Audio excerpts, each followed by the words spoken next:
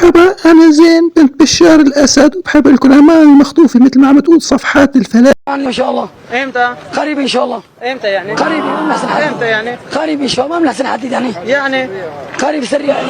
جازت 65,000 مقاتل للمعركة إن شاء الله.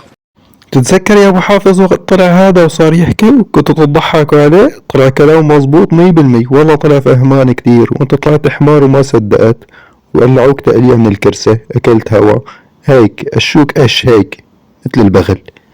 والله يا اثومي انا ما توقعت هيك، بس الصراحة الزلمة عذبني كتير احسن من كل هالمخابرات اللي عندي. هالمخابرات اللي عندي ثلاثهم فاضي كليب على الفاضي.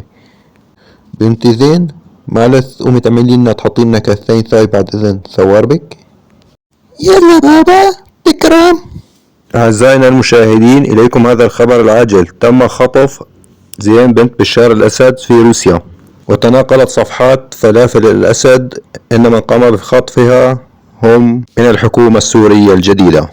شو عم يصير يا أبو حافظ؟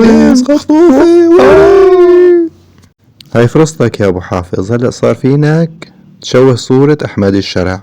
والله وإذت والله ذابة، هلأ بيطلعوا مظاهرات عليه. كويثي تسيع البنت. المهم نوم الفتنة. وجدت زين بنت بشار الأسد وقد هربت مع صديقها الروسي. مرحبا، أنا زين بنت بشار الأسد، وبحب لكم أعمال المخطوفة مثل ما عم تقول صفحات الفلافيل، بس أنا هربت مع رفيق الروسي لأنه أبي بشار الأسد ما رضي يجوزني إياه، عاملة رحت معه هريبة وما مخطوفة ولا في أي شي. خصوصا ما بحسن أعيش مع أبي بشار الأسد إذا الشعب السوري كله ما طايقه، كيف أنا بدي أطيق البركة معه؟